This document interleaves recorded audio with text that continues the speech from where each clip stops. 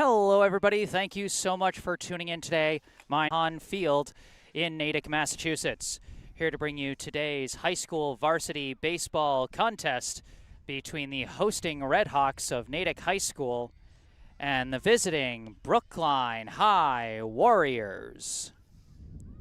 We're having some issues with our Wi-Fi early in this one. Hopefully that settles itself down. As always, folks, if it ends up being really egregiously bad, just let me know in the live chat, and I will post a fully recorded version after this, as I always record simultaneously while streaming, as you guys know. So that's a bit of the usual, but something of unusual, some good unusual today. I've got someone here broadcasting by my side for the first time, a color commentator on one of my broadcasts. Ladies and gentlemen, please welcome my good friend, Xander Manning. Thank you for having me, Jesse. A beautiful night for baseball here in Natick, as it's been the last few nights out here in the Boston area, but especially beautiful tonight. Not too much sun, not too much clouds. Definitely an optimal night for baseball here in Natick. Absolutely. Could not agree more. Brookline hoping for a better result than they got earlier this season against the Redhawks. They fell 2-0, getting shut down by Natick pitcher Charlie Collins, who is going to be on the mound for the Redhawks once again today. That loss back on April 24th marked the start of a 7-game losing streak for Brookline. Now standing at 3-11, they are officially eliminated from the state tournament. Natick, meanwhile, has already automatically clinched with more than 10 wins. They've secured an above 500 record, and they are ranked 4th in the power rankings, so they're well on their way to postseason baseball. But Brookline hoping to play spoiler here against this local rival. Remember, folks, as always, if you end up enjoying this live stream, be sure to hit the like button and subscribe to the channel to stay up to date on all my upcoming live streams. I got a couple more baseball games lined up this week, and I got a volleyball match on Thursday as well, and some boys lacrosse on Saturday morning, so be sure to stay tuned for all of that. Subscribing to the channel can help. And as always, I encourage people to participate in the live chat. Anything you want to say, could be as simple as go Brookline or go Natick. No matter who you're rooting for, we appreciate the good vibes in the live chat. If you got a specific player you want to shout out, you know, maybe you're tuning in to watch a family member or a friend, you want to give them a shout out, that's always a good reason. Maybe you want to let us know where you're tuning in from. With these online live streams that can be seen all over the world, it's always fun to hear where people are tuning in from. On the more important side of things, if you notice any technical problems either with the video or the audio, I mentioned we were showing some early Wi-Fi issues with this stream. If that persists, you know, please let me know, and let me know if you notice any other difficulties. It might be something I don't notice on my end, and it might be something that I can fix. And then, as always, if you notice me flubbing the pronunciation of any names, this especially goes out to any Natick fans tuning in. I encourage you to correct me on those names in the live chat. But for now, Brookline finishing up their warm-ups. Warriors versus Redhawks here at Mahan Field. With Xander Manning, I am Jesse Mayfield-Sheehan, and you are watching Brookline High Baseball.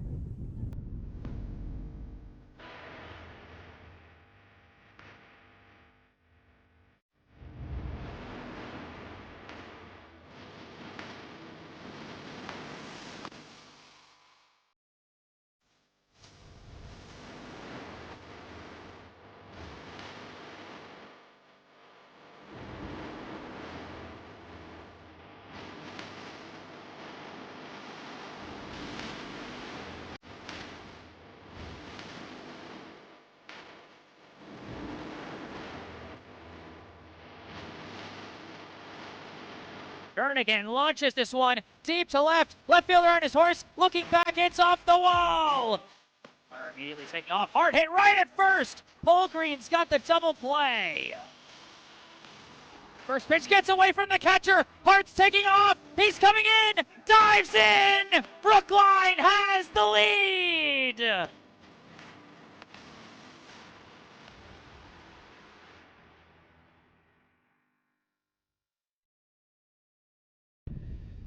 All right, Brookline wrapping up their warm-ups in the field, like I said. And on that note, Xander, how about we take a look at some starting lineups for today? And let's start First off, let's start with the home team, the Natick High Redhawks. They come in, I believe you told me they got a 12-2 record. Their most recent update on the MIAA site has them as 11-2. They might have had a game over the weekend or on Friday or something that was not counted yet. But as of the most recent power rankings, they rank 4th in Division I baseball. Starting lineup for Natick today, leading off the first baseman, number 3, Jason O'Keefe. Batting second, the second baseman, number 2, Robert Farr. Batting third, the catcher, number 35, Will Fosberg. Batting cleanup and starting on the mound for Natick today, number 33, Charlie Collins. Batting fifth, the center fielder, number 14, Jack Byrne. Batting sixth, the right fielder, number 7, Hank Bodewin. Batting seventh, the left fielder, number 21, Braden Homer. Batting eighth, the third baseman, number 11, Drew George. And batting ninth, the shortstop, number 9, Ryan Jewett. Head coach of the Natick High baseball team is Jason Hoy. And now we turn over to the visitors, the Brookline High Warriors. The Warriors coming into this one with a 3-11 record, ranked 48th in the power rankings, and leading off for Brookline today, the second baseman, number 5, Keenan Sawada. Batting second, the shortstop, number 2, Owen Hoffman. Batting third, the right fielder, number 23, Elias Brendel. Batting cleanup, the first baseman, number 12, Connor Jernigan. Batting fifth, the third baseman, number 11, Nate Kessler. Batting sixth and starting on the mound for Brookline today, number 9, Nico Hart. Batting seventh, the center fielder, number 3, Ryan Kravitz. Batting eighth, the catcher, number 14, Avery Melton. And batting ninth, the left fielder, number 21, Colin Gibbons. Head coach of the Brookline High baseball team is Brendan O'Connor. And Xander, like I said before, Brookline looking for a better result here, and they're going to be facing a familiar face in Charlie Collins. He started and pitched every inning against Brookline in each of these two teams' last 3 matchups dating back to last year. He's pitched 19 of a possible 19 innings, won every game, and pitched 2 7-inning shutouts, including that matchup earlier in April. So, Xander, when a team is going up against a pitcher that's been this effective against them, but they've seen him this many times, what's the mindset you got to use to attack a guy like that? It's got to be some sort of familiarity there. You know what the guy looks like. You know what the guy's got to offer. But at the same time, you got to think in the mind of the pitcher at the same time, of course. He's also seen these guys before. He knows what they are. He knows what they're like, and he knows what they're going to be looking for. But it's going to be that constant juggling of what have they seen, what have they not seen. And you got to mix it up, but you also have to rely on the things that worked at the same time. Absolutely. Of course, you can't ignore that pickoff move. No, it's funny. I was just about to say you can go for the stuff that works, but in high school, one of the bread and butter things that works is the small ball game. Draw walks, get steals, lay down sack bunts, and when you've got a pitcher with a pickoff move like Collins has over at first base as a lefty, it just makes it's like trying to drive a race car without tires. It's like Andy Pettit 2.0 over there. It's tough. You can do it. It's possible. Anything is possible these days. Yes, sir. That is true. But it's gonna be hard. It is certainly going to be a challenge, and we'll see whether or not Brookline is up to that challenge as they get ready to face Charlie Collins for the 4th time in 2 years. For all we know, 4th time is the charm.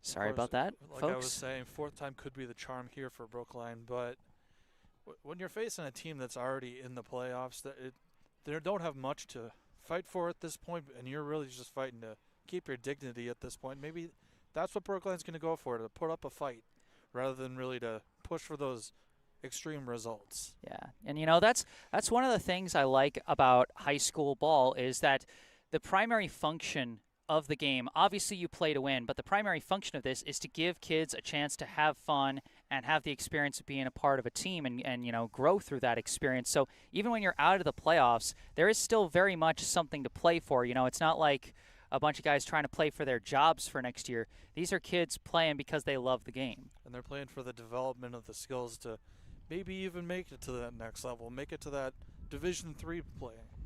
Maybe not making Division I. Maybe not everybody's going to be playing for BC next year. Maybe somebody will be playing for UMass Boston. Yeah, you can't rule that out. And it turns out we've got our first comment from the live chat from our resident member of the Buffalo followers of the Brookline Warriors, Barbara Jo Metzger. A very simple go Brookline Warriors from Buffalo, New York. Thanks for listening from Buffalo, Barbara. Yeah. No, that's, like I said, that's one of the things I love about these broadcasts, Andrew. You get people I've had people tuning in from all over the world, not even just all over the U.S., but people from other countries tune in. And it's just, it's all just family members and friends or alumni wanting to see their team play. And that's the magic of YouTube these days. You can reach anybody. Absolutely. All right, so we see the coaches talking at home plate as Natick will soon be taking the field for the top of the first inning. Once again, I am Jesse Mayfield-Sheehan here, joined by my color commentator, Xander Manning, as we are waiting for the start of this high school varsity Division I baseball contest between Brookline and Natick.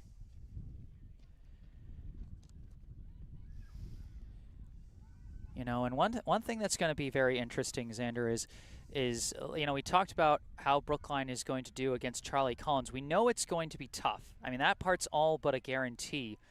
But for the Brookline defense is where it's going to be really interesting, because in the last 3 games, they've given up 3 runs, 13 runs, and then 2 runs in the last 3 times. So there's been a lot of fluctuation in how well the Brookline defense has done. They've shown they can hang with this Natick team despite them being such a high-ranked squad, but they got to bring their A game on defense in order for that to happen. I think the important thing to look at, too, is really the volatility of those runs. Like you said, 2 runs, 13 runs, and 3 runs.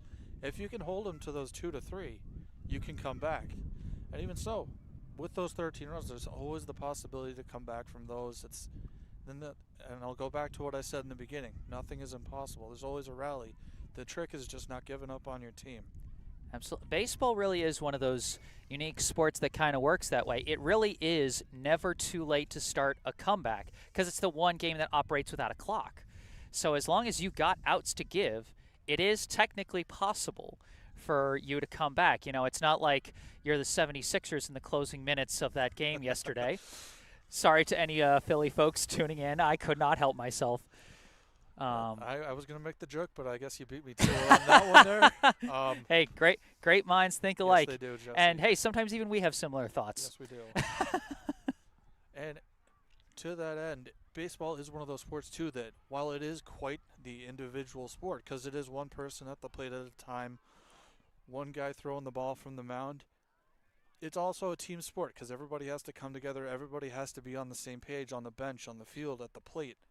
And even just in the coaching boxes, everybody has to know if they're putting on the bunt sign, if they're putting on the swing away sign, or if they're saying, just take the pitch.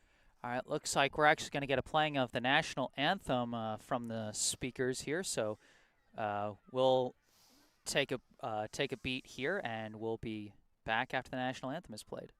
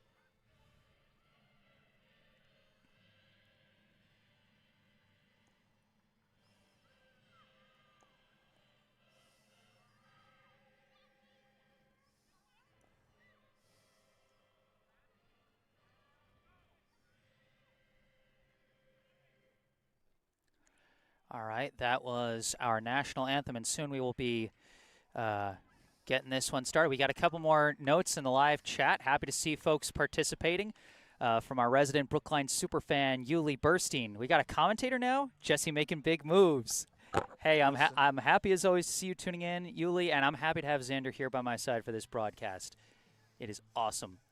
And then one note from Stephanie Walker. Owen's mom here, watching from Wisconsin tonight with Owen's grandma and great-grandparents. Those, of course, referring to Brookline's starting shortstop today, Owen Hoffman. And hey, thank you so much for tuning in, Stephanie, and the rest of the group out there in Wisconsin. Definitely a classic song playing over the speakers now. Yeah, can't go wrong with some good John Fogerty before a baseball game. Nah, if you got the speaker to play it, then play that. Put me in, Coach. Man, I'll take it. I'll take it every day of the week. I'm blasting that. Exactly. You know, and that's Natick's got a really nice setup out here at Mahan Field. They got, you know, a press box. They got speakers. They got a concession stand they use sometimes. You know, they got stuff going. Excuse me. Allergy season. It'll kill you. Solid amount of foul ball area here too. Not too big, not too small. Ball could get away, and that could be a factor with this one as well. To take a look at if the ball gets away, the grass is a bit thicker, so maybe it won't get away as far, but remains to be seen. Yeah, no, that is a very good point. It does look like very well-kept grass, so we might not see too many weird hops, although I think I saw a weird hop when the coach was hitting a grounder over to the Brookline first baseman earlier in this one, so you never know. I mean, that's one of the things that makes high school ball so exciting, Xander. There's no such thing as a routine play.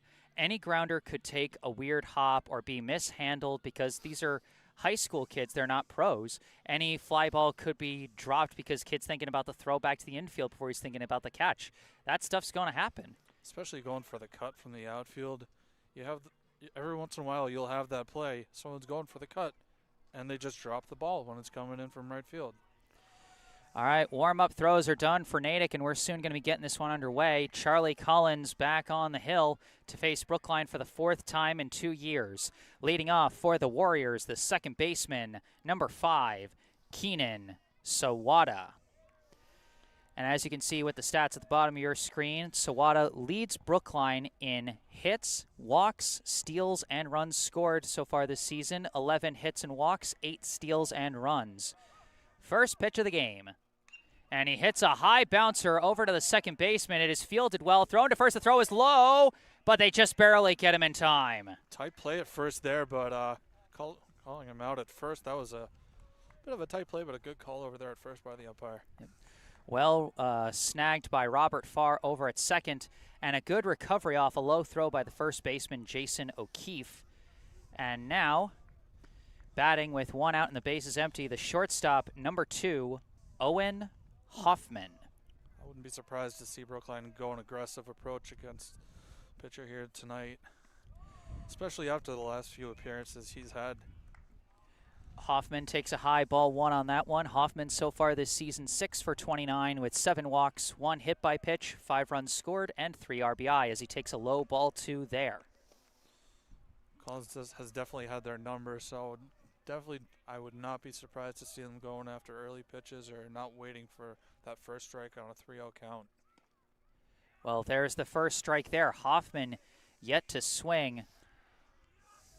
And that's one of the things that Collins can really threaten about is he can paint those corners so effectively. Swing, and he might have got a piece of it, but it went into the catcher's glove regardless. Strike 2. Definitely some gas coming out of that left-hand arm from Collins. And this one's lifted out to center field. Out in right center, it's going to be caught. Can of corn for out number 2. Definitely the phrase I'd use for that ball. Yep, well tracked out in right center by the center fielder, Jack Byrne. And now with 2 down and the base is empty, up comes the right fielder, number 23, Elias Brendel. Brendel so far this season 4 for 19 with a double, 4 walks, 1 steal, 1 run, and 2 RBI. And takes a high ball 1.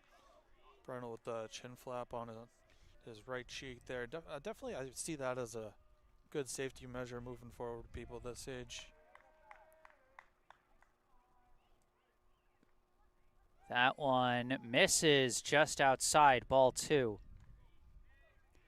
So Brendel with a good eye so far, facing a 2-0 count.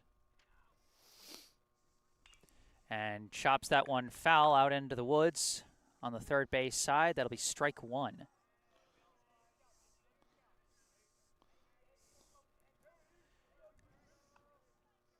Collins taking his time to get ready here. Yes, and it looked like Brendel might have stepped out of the box for a sec, but now we're ready to go. That one comes in way high, ball 3. That looks like he was trying to get him with the high heat, and it just came out of his hand wrong. I'd say a little chin music, but it didn't look intentional, so I would be lying if I called it that. That one is going to hit the zone, though, and we are going to have our first full count of the night. I feel like you kind of have to take that pitch the way he's been throwing just to get a feel for what he's throwing. Hits a grounder here, back over to second, fielded by Farr, thrown to first, and that's going to be in time for out number 3. Brookline goes down in order in the top of the first.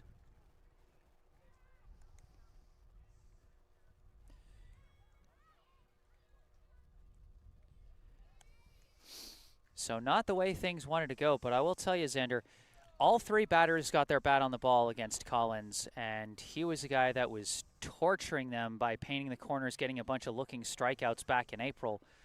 So possibly a positive side of sign of things to come. See, the way I look at that top of the first inning is you may not have had any hits off of Collins in the top of the first, but you got your bat on the ball, you got the ball in play, and he's not exactly comfortable. And that's what you want with a guy like Collins. You want to get him on his toes from the get-go. And looks like they've at least started that way. Whether it continues that way remains to be seen. But, again, a good way to start the game by getting him on his toes. And now let's take a look at the Brookline starting pitcher, number 9, Nico Hart. This will mark Hart's 5th pitching appearance of the year. His 3rd start, he has thrown 14 innings through 4 appearances, got a 1-0 win-loss record, a 4.00 ERA, a 1.57 whip, and 16 strikeouts. I'm sorry, what was the whip there? 1.57. Wow. That's pretty good. Well, Hart has certainly shown some strong potential. He followed up well after last year. Last year only had 1 start on the mound and a couple of short relief appearances, but that 1 start against a strong Braintree squad proved that he had some potential, and Brookline's been taking advantage. He's one of the guys who stepped up big for them this season, even with the wins and losses being what they are so far. Not sure if it's going to continue into his actual routine out here on the mound, but definitely looks like he's got a solid curveball, at least to start warming up here, but that's something you've seen from him throughout this season, Jesse? You know, I have seen does have some decent movement on his pitches, and we'll see how that fares against Natick. Last time these two teams faced off, the starter was James Dialchand Erickson, who unfortunately left the game in the 3rd inning with an elbow injury. He has not started since. He's only had a brief appearance as a courtesy runner since that injury, so that was a tough loss for Brookline back then. But now is now, and here's the first pitch, and that is a strike to the first baseman, number 3, Jason O'Keefe.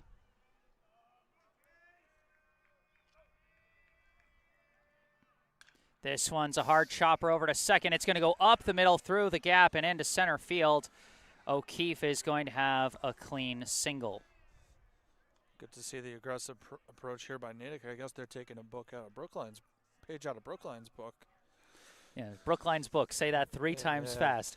But, you know, that just shows how much luck can sometimes factor into a hit, because that was a very similar grounder to the 2 groundouts Brookline had, but right up the middle. Batting now, the second baseman, number 2, Robert Farr. As he takes an inside ball 1. Farr is, to me, one of the funnier spots in the lineup just because he's a second baseman wearing number 2 and he's batting second. And number funnies like that always tickle my funny bone. You talking about Derek Jeter? Jeter was a shortstop, not a second baseman. Of course, but still middle fielder. And that's going to be a fly out to center, well tracked by Kravitz. And that is going to be out number 1 as O'Keefe goes back to third. All right. I see what you're driving at now. Just buffering a little bit before you caught on, huh? Yeah, yep. Well, batting now for Natick with 1 out and a runner on first, the catcher, number 35, Will Fosberg.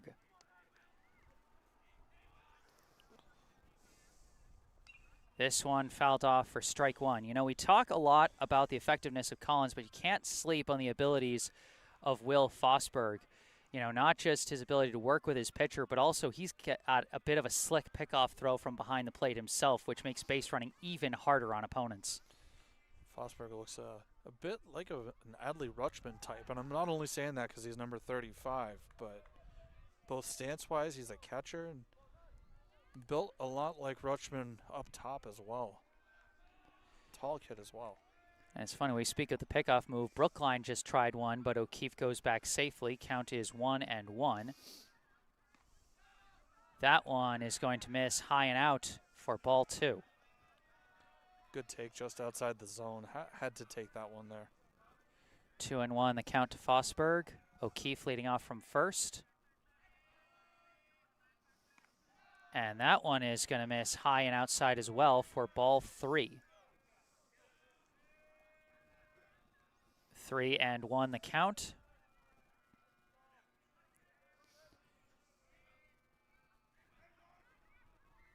And that one's going to skip in the dirt for a free pass.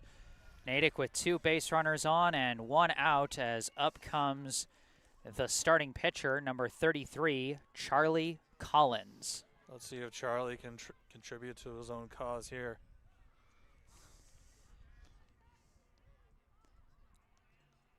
We got some more notes in the live chat from Peter QB24, Go Brookline, and Go Keenan from Denver, Colorado. And then one of our favorite fans, Kim Chung-sik, Go Brookline from Cali. This is a hard grounder, and that is going fair up the left field line. This is going to bring in the game's first run. And they called it dead because, oh, they called it foul. That was a foul. Okay. The umps saw something we didn't. And for a second, it looked like Fosberg might have tripped on his way from second to third, but maybe he saw the ump's signal and just abruptly stopped himself. Either way, a bit of a break for Brookline there. It's an 0-1 count. Definitely catching a huge break with that one. Definitely looked like he contributed to his own cause, but nope, wasn't meant to be on that pitch at least. Runners at first and second, 1 out. And Collins lifts this one. That's, you know, I think we can say pretty definitively that one's foul, Xander. Yeah, I would say so. That's definitely foul. It was almost foul light tower power, but 0-2 the count with 1 down.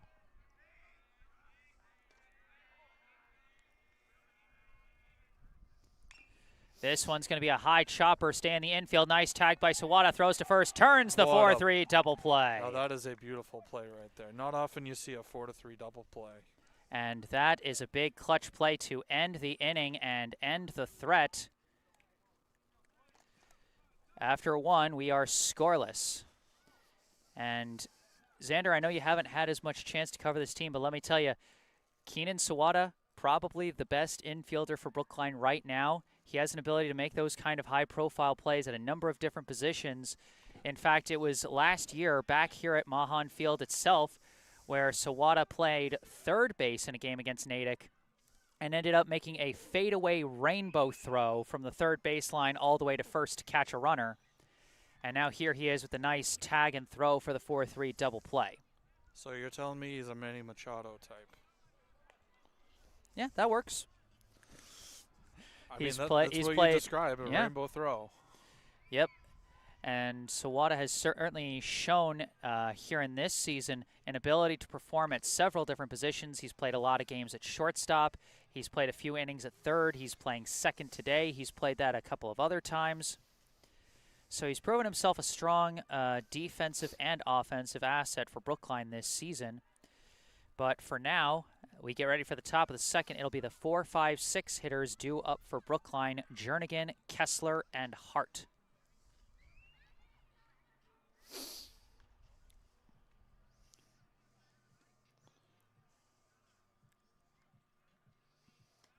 And you can see the stats for the soon-to-be-up Connor Jernigan for Brookline. 8 for 32 so far this season with a team-leading 3 doubles, 3 walks, 2 hit by pitch, 4 runs scored, and 5 RBI. I know we talked about it off the air, Jesse. A more conventional spot here for a first baseman hitting cleanup, but definitely good to see on the Natick side to see a first baseman hitting first. It definitely says a lot about him as a complete player. Yeah. Now that's the thing about high school is conventional batting order thoughts kind of go out the window. I mean, I know MLB is in a stage where they're experimenting a lot with different batting orders, so it's hard to call anything conventional these days. But you're right. When you think of a first baseman, you think more someone like Connor Jernigan. Big guy, big swing, big bat, and also a big frame to catch those throws from the infielders at first. But not everybody's going to have a guy like Connor Jernigan to play first. I was type B in that in high school myself, being 5'8" and playing first base, but I made it work. And sometimes it works on teams when you don't have that typical first baseman, but sometimes you need that typical first baseman at the same time. Absolutely. And anyone who watched Eli Rothman man the first base spot for Brookline the last 2 years knows that it's not always necessarily about your size, but about how skilled you are with that glove. As Jernigan takes a low ball 2 there. And sometimes you need that first baseman who gets on base. You don't necessarily need to hit the home runs. You need to pass the torch to the next guy on the line. 2-1 the count to Jernigan, and he takes a high ball 3. So Jernigan with a early hitter's count, a chance to draw his 4th walk of the season. And he does. Ball 4 outside, and Connor Jernigan becomes the first base runner for the Warriors today. Now, I mentioned the aggressiveness and how much I like that, but maybe it's going to sound weird the way I phrase it, but maybe some passive aggressiveness might be good as well. Yeah. You know, it's like they say in Moneyball, but can he get on base? And now with a runner at first, up comes the third baseman, number 11, Nate Kessler. Failed sac bunt, pick off at first. And they missed the tag. The ump said he missed the tag. Jernigan got caught trying to move to second on the sac bunt. Kessler did not make contact on the pitch. And Jernigan nearly got picked off at first. I'm not going to lie to you. I don't know what O'Keefe was trying to argue there at first. He very clearly missed him. But maybe just trying to plead his case. It's tough. I mean, when you see a play where you get a guy that far ahead on the throw, you think for sure you've got him, and you don't necessarily entertain the possibility that you might have missed. And then when you first miss him, you want to say, oh, it was a bang-bang play, but I guess it wasn't meant to be to get him there. And we see that lefty pickoff move from Collins to first and how dangerous it can be. Jernigan just gets back there. And now he returns to the hill, staring down Kessler. Kessler, 7 for 27 so far this season. 1 double, 5 walks, 2 hit by pitch, 6 runs, and 3 RBI. Swing and a miss there. That'll be strike 2. Kessler no longer going for the sac bunt, as he is now down 0-2 in the count. At least we don't think. We have seen stranger things in baseball. That's true. That's true. I've seen Brookline go for a sac bunt at least once with a 2-strike count. But I think with a hitter like Kessler, who has shown an ability to make good contact with the ball, that they will probably make him swing. I don't know what on earth they were discussing with the ump there. Looked to be something with the bat, maybe? Or something discussing the count? He couldn't hear the ump? Maybe. I don't know. I've got the count at 0-2 myself. And Kessler with a defensive swing, bloops it out to left if it falls fair, and it does fall fair. Nate Kessler reaching out and poking one out into no man's land in shallow left. Kind of just poking it out in the left field, Alex Verdugo. Just getting the littlest piece of the ball can be the most effective hit for any team. Where you just get the piece of the ball, put it in the right place at the right time, and you move the runner up. Yep. And now with runners at first and second and nobody out here in the top of the second, up comes the pitcher, number 9, Nico Hart. Hart showing bunt, pulls back. They're going for a pickoff move to second, and I think they got him this time. They did. Wow. What did I say last inning? Fosberg, you can't sleep on him. He has got a strong pickoff move, and after back-to-back batters with failed sack bunts, this time it comes back to bite Brookline. Strong throw down to second there, and that'll definitely be something the Warriors will be looking out for moving forward. It's like you get off from first, you get to second, you think, oh, I'm free from Collins and his pickoff move, but Fosberg is like, I still got mine. And so that is going to be ball 2, actually, because Hart pulled back from the first pitch, so I believe it is a 2-0 count. Kessler at first, now 1 out. This pitch is going to miss as well, ball 3. Hitters count to Hart here. Hart so far this season, 9 for 34, 2 doubles, 5 walks, 3 steals, 6 runs, and 5 RBI. Takes strike 1 there. One thing I noticed Kessler does well here is he doesn't tip very well when he's going to throw to first base. Hides it very well. Yeah. Some guys will move that leg a little bit closer to first base. Some guys will move the glove a certain way, but he doesn't seem to do that. And a big swing and a miss there from Hart. We've got a full count. And you're right, Collins is a very hard pitcher to nail down. He we saw he almost got Jernigan earlier this inning. So they know there's always that threat. And this one is tipped off and away from the catcher's glove. Hart stays alive at 3-2. And of course, that is that old rule of the pitcher's right on with a lefty. The right leg has to pass the rubber in order for it to be considered a balk if he throws to first. He doesn't do it when he throws over or throws to the plate. Still a full count. And this one is skied out to shallow left center. Outfielders chasing, and it is caught near collision course, but ultimately the ball is snagged for a flyout by the left fielder Braden Homer. 2 down now with a runner still at first. Up comes the center fielder, number 3, Ryan Kravitz. Kravitz 4 for 35 with 4 walks, 1 steal, 3 runs, and 1 RBI so far this season.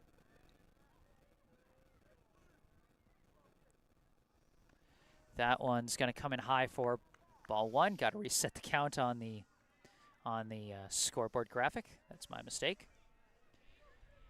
1-0, the count to Kravitz.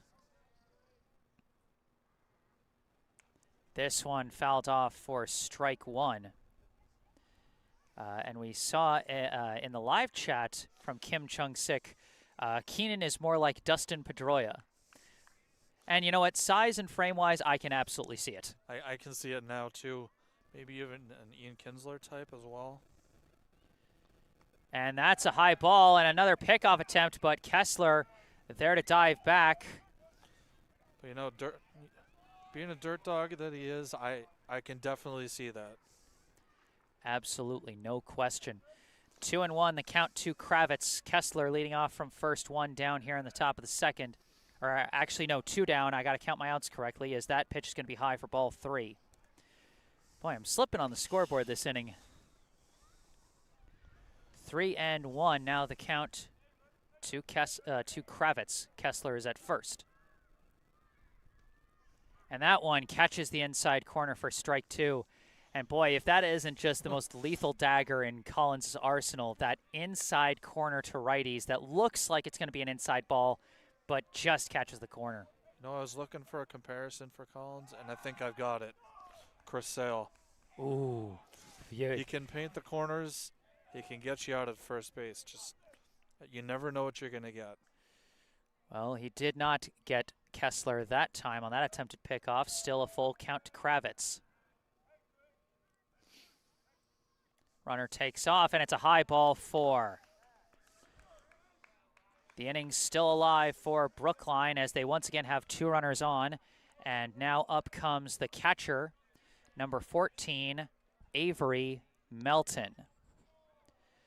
Melton 6 for 25 with 4 walks, 1 hit by pitch, 1 steal, 1 run, and 1 RBI so far this season. Now up in a big situation here, 2 down. Kravitz at first, Kessler at second.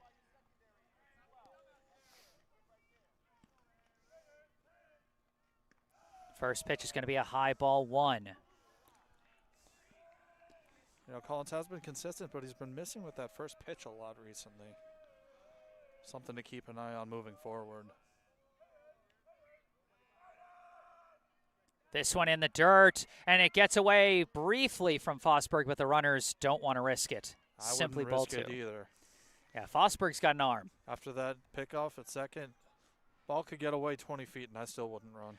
Yeah, I mean, I feel like if it went all the way to the backstop, they probably would have gone and probably would have made it because there's a big enough distance between home plate and the fence here at Mahan.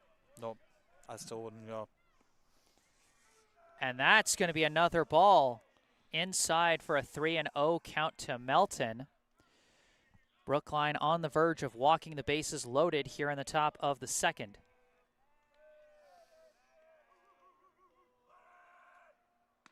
That one's down Broadway for strike 1. But personally, I like the no swing call on that one. I do too. You know, with the wildness, you got to see if he's actually going to give you something to hit. And there's something to hit, and it's snagged by the shortstop. Flip to second for out number 3. Heads up snag at short by Ryan Jewett. And that will end the top of the second. Brookline leaves 2 runners stranded and cannot get anything on the board. But already we are seeing, we've seen a couple of high bouncers here on the Mahan grass. It's cut a little shorter than you might see grass at other fields, particularly in comparison to Brookline's own Warren Field. This field very neatly kept, and the ball's not going to die on the grass out here. It could also be a product of the pitching as well. At the same time, Collins doesn't exactly throw a soft fastball. When you get on top of a hard fastball like that, it's bound to bounce up at least a few inches higher than it would if a guy's throwing 60, 55. And when you got a guy like Collins who's throwing in the mid-70s, maybe even low 80s for all we know. We don't have a radar gun here, unfortunately. I would be using it if I could. But when he's throwing it as hard as he is and you get it into the ground, and like you said, with the grass being as well kept as it is, it's going to bounce, and it's going to give you some height and some disadvantage to those middle infielders. For sure. And we've seen a couple of middle infielders respond particularly well. Robert Farr made a couple nice plays in the infield in the first inning. Keenan Sawada, of course, took a high bouncing ball and turned it into a double play to end the bottom of the first. And then we saw Ryan Jewett there rebounding very swiftly on that high bouncing grounder right to him in order to turn that fielder's choice to end the inning. To make another comparison, that I would compare to a Xander Bogart style play. I respect that. And that is not because of my name. No, spelled differently. Yes. That's one of the first things you clarified for me the first time we met back in college is how your name was spelled. Because we were all so enamored with Xander Bogaerts at the time. Now leading off for Natick, the center fielder, number 14, Jack Byrne. That's not to say we're not still enamored with him. It's just that he plays for a different team now, so we can't be as it's loving towards him. It's like Don Orsillo. The guy left, joined San Diego. We all cried a little bit, and then we did our best to move on, as that's going to be an inside corner strike from Hart. That's the exact same thing because they both went to the same place. 1-1 the count to Byrne. That one also catches the inside corner, strike 2. Hart working the lefty inside here. Taking a page out of Charlie's book there. And this one is skied. It looks like it's going to stay in the infield. Backs up onto the outfield grass, and it is snagged by Owen Hoffman. You could see it was one of those fly balls where you really got to correct at the last possible second, and Hoffman had to do that going backwards, which makes it a slightly lower percentage play, but made the snag. I wonder what had more to do with that one, whether it was the lights or the sun setting to our left. That's a good point. Beautiful sunset, though. Of course. First pitch is going to miss low and in for ball 1. At the plate is the right fielder, number 7, Hank Bodewin.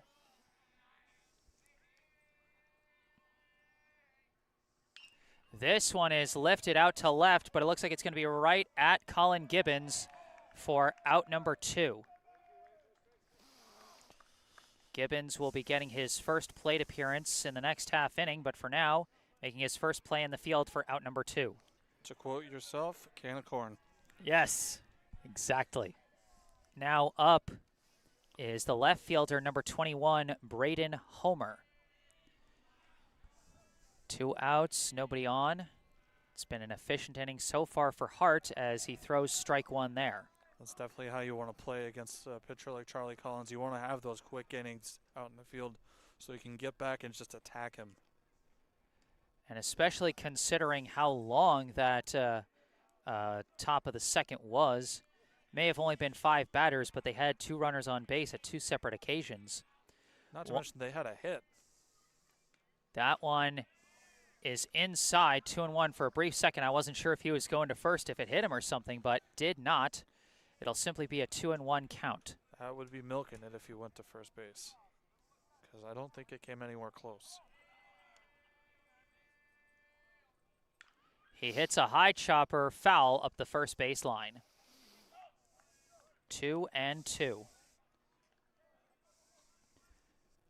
Hart 1 strike away from getting his first strikeout of the day. I believe I said he's got 16 so far this season. And we've got a brief time called by the official.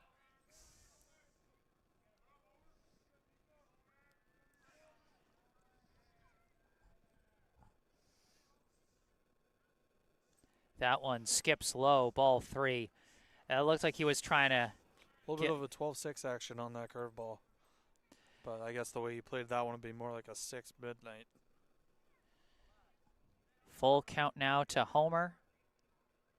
And again, he stays alive. Fouls that one up the first base line. I think this will be my first announcer jinx of the night, Xander. I was talking about how efficiently Hart was working through this inning so far, and now Homer really giving him a battle here with 2 outs. Well, I really wouldn't call it a jinx unless you started talking about no-hitters or anything like that. That's out the window for both teams at this point. And this one is skied out to right center. It's being tracked, and it's snagged by Ryan Kravitz. That one looked like it might have had a chance, but it hung in the air for too long, and Kravitz tracked it well for out number 3. We are through 2 here at Mahan Field in Natick, Massachusetts. Our score through 2, Brookline 0, Natick 0. Definitely wouldn't call that a jinx, more maybe speaking too soon. Yeah, I could see. Well, most jinxes come from speaking too soon. That's kind of how jinxes work. Of course, that is the truth. You know, it's like saying, "I'm not yelling, I'm shouting." No, that's the same thing. You just used a different word. Sometimes I don't know what to think when you talk, but I like to keep people guessing. I'm just weird that way. But you know what? You're intelligent, just like your lookalike, C-3PO. Oh, man, that's a throwback joke. I love it. The audience probably doesn't know what we're talking about, but I love it. Due up in the top of the third for Brookline as Collins returns to the hill. It will be the 9-1-2 hitters, Gibbons, Sawada, and Hoffman. So Brookline will get their first chance with the coveted second time through the lineup against Charlie Collins here. And I just noticed another fun bit of numerology going on. in this past inning. In the bottom of the second, all outs came from flyouts. One to the shortstop, then one to the left fielder, then one to the center fielder. So for those of you running your scorebook at home, you just wrote 6, 7, 8 for all the outs. All right. And I appreciate that as a broadcaster myself. And now getting ready to step up to the plate, the left fielder, number 21, Colin Gibbons.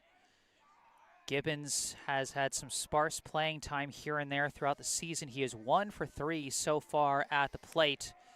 And now here he is leading off the third. First pitch is low for ball 1. If Brookline can continue to have a good eye on those pitches and work up that pitch count for Collins, that could pay dividends down the line. And speaking of down the line, that's where this grounder went, and it was snagged by O'Keefe for a ground out. He had him played perfectly there. Had him played right down the line, just a 2-hopper to first base. Nothing you can do about that one. But he did exactly what his coach would have wanted him to do, go the other way, instead of getting all pull happy. Now coming up, the second baseman, number 5, Keenan Sawada. First pitch is going to miss for ball 1.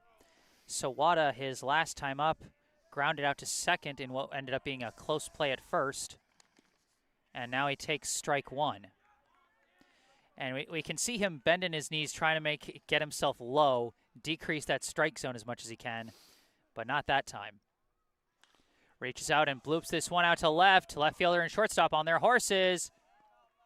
And they call it foul. Looked like it kicked up on the chalk there, but honestly, I think it looked more like it kicked up on that bullpen hill out there in left field. It could be either or, but you're the one true. with the glasses. Yes, that means I can't see well. But unless you need glasses and just didn't bring them. I may need glasses. I need to get it checked. 1-2, the count to Sawada. Oh, caught him chasing on that one. Curveball fooled him completely. Could not check his swing, and he goes down on strikes. That's that Charlie Collins curveball. You can't resist it sometimes once you've committed. And that's our first strikeout of the game, I believe, Jesse, if I'm not... I think you're correct. You are. Everything has been either walks or batted balls so far. And now with 2 down and the bases empty, up comes the shortstop, number 2, Owen Hoffman.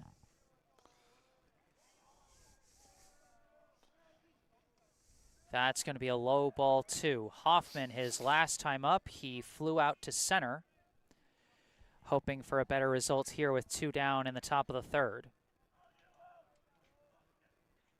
Big swing and a miss there, strike 1. Looked a bit early on that one, but not a bad thing to be early on Charlie. Just want to make sure that you're not getting early and pulling it every time. This pitch is a hard grounder. It's going up the middle, but it's juggled by the shortstop. Picks it up, throws, gets away from the first baseman, and Hoffman is going to reach on the E6.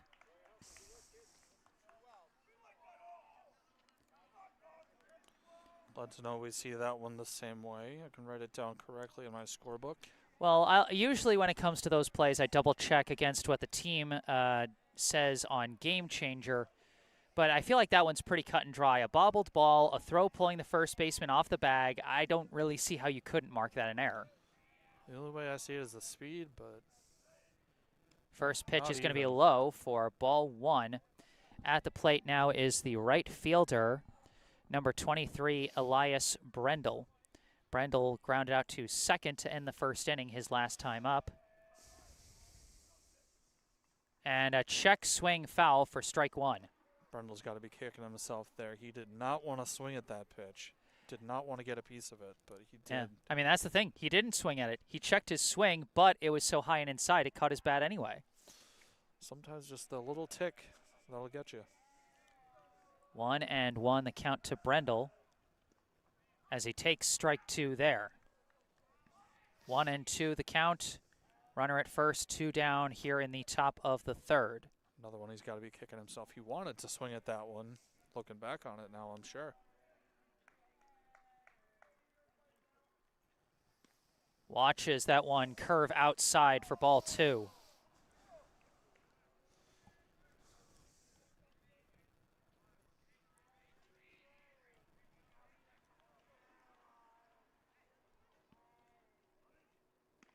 And that one catches the corner, and Brendel goes down looking. That will end the top of the third. Brookline leaves one runner stranded, and we are still scoreless here at Mahan Field.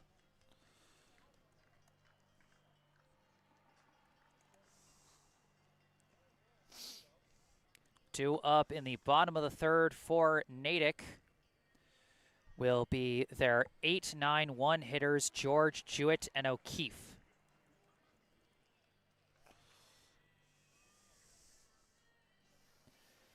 So both teams at a very similar spots in the batting order so far. Brookline actually got through their 9 hitters a little bit faster than Natick. But so far, neither team has been able to bring any runners home.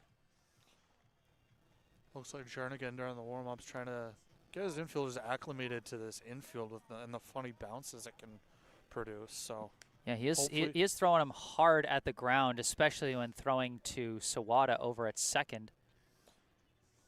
And you got a good point. This is very bouncy surface. You got to be ready for those weird hops. You know, we saw what happened with Jewett at short on that grounder by Hoffman. It's like that Bear Grylls meme: improvise, adapt, overcome. You got to do it sometimes in baseball. You got to improvise with the conditions. You got to adapt with the conditions, and then ultimately overcome them to get the win. Words of wisdom from our resident Bear Grylls fan, Xander Manning. I just like the meme. I don't actually like Bear Grylls myself. That's fair. That's fair. I can respect that. Now stepping up for Natick, the third baseman, number 11, Drew George. First pitch is low and away for ball 1. At least not much of a Bear Grylls fan anymore. Maybe back in middle school when it was a big show, but not anymore. This pitch is going to be a slow hopper over to third, picked up by Kessler. The throw pulls Jernigan, and he cannot collect it. The runner holds at first, and George will reach on the E5. Now that's a clear-cut E5. Yeah, like I said last half inning, if your throw pulls the first baseman off the bag, you know, even if you want to debate whether or not he made it, they're going to err on the side of error, if you will. Next up, the shortstop, number 9, Ryan Jewett. It's number 9, batting out of the 9 spot in the lineup, facing off against the pitcher, number 9. Shows bunt. I know you were going to say that. And that bunt is foul at the first baseline. More number fantasies for you. I can't help it, man. Hey, they write their own script sometimes. Yeah, exactly.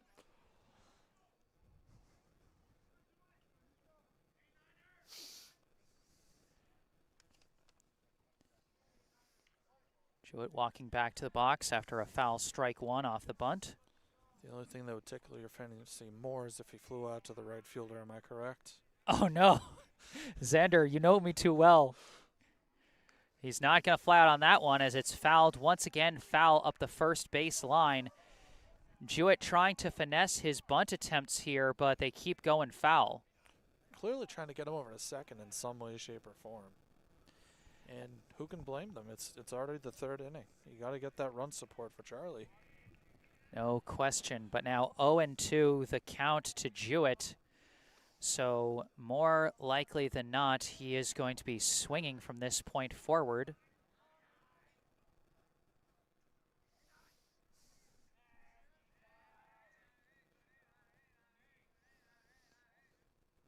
Hits a hard grounder. It's over to Sawada. It bounces off the body, and everyone reaches safely. Should be an infield single.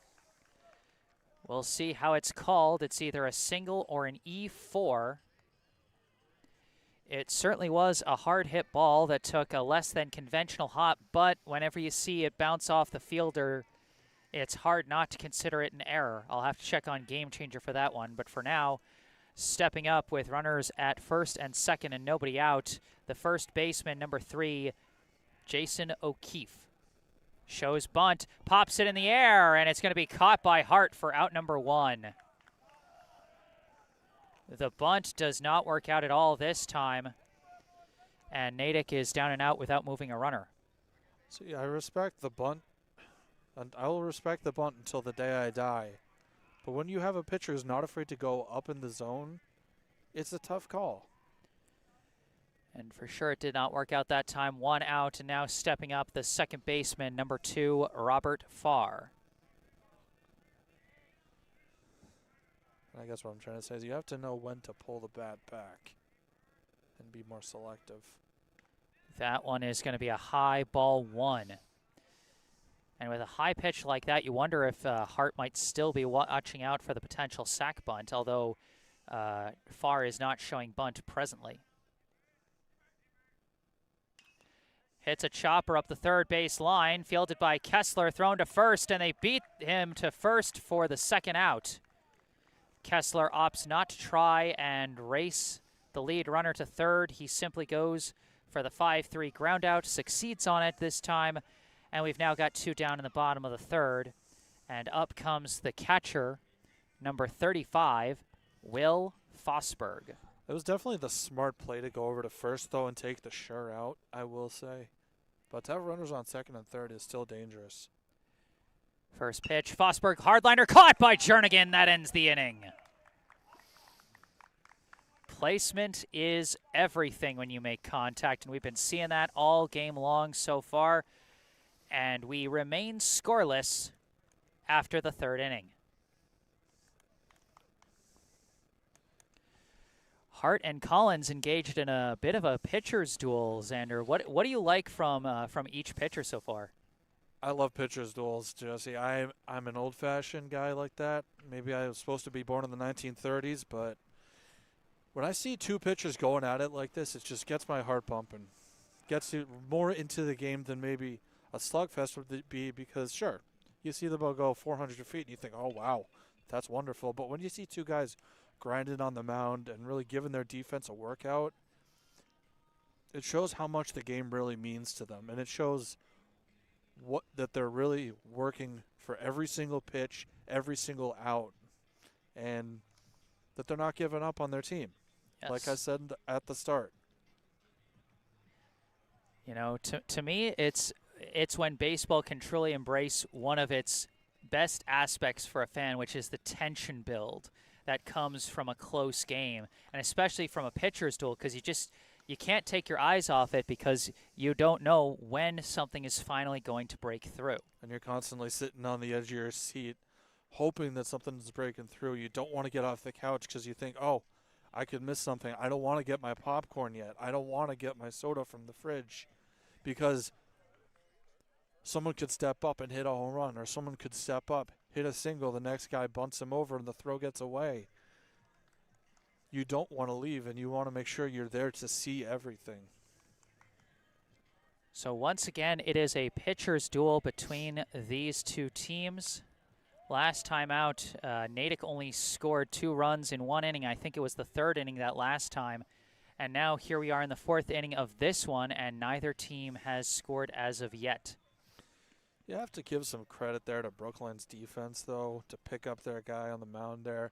They had the 1, if not 2, errors in the inning, and they really just picked him up and said, you know what, Nico, we got your back. We're not going to give up on this inning. We're going to get these guys out for you. And they really pulled it together and backed up their actions. And backed up their words, yeah. I should And say. Speaking of whether it was a hit or an error, that hard grounder to second was ruled an E4, according to Game Changer. So it was back-to-back fielding errors to start the inning, but then, like you said, the defense settled in and took care of the job. Now stepping up to the plate, the first baseman, number 12, Connor Jernigan, as he takes strike 1. Jernigan, his last time up, drew a walk, but was later picked off at second. This one skips low for ball 1. I guess the way to look at that for Nico as well, too, if those runners did score, they would be unearned runs. But, again, you don't want any runs at all against this Natick squad. Whether it's an earned run or not, if you surrender the lead, it still goes on your record as a loss. And it does still go against a loss to Charlie Collins. So. Yeah. After that foul ball, Jernigan at a 1-2 count. That one catches the corner, strike 3. The inside corner against righties strikes again from Collins. And after no strikeouts through the first 2 innings, 3 of the last 4 outs he's gotten have been on strikes. Now coming up, the third baseman, number 11, Nate Kessler. In fact, look at Collins. He picked up right where he left off. Backwards K. And that one is going to either catch the corner or Kessler didn't check. Either way, strike 1. Kessler with the only base hit for Brookline so far today. He had a single back in the second as he takes high ball 1. He may have the only hit, but not the only base runner, which is something to say as well. That one is low, and he does not go. Ball 2. And indeed, the other 3 base runners Brookline has had has been a pair of walks and a reach on error. Kessler fouls this one off, strike 2. That one's going all the way to Ashland.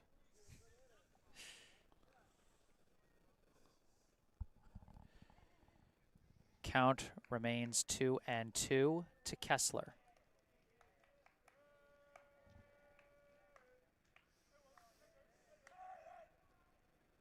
That one curves low.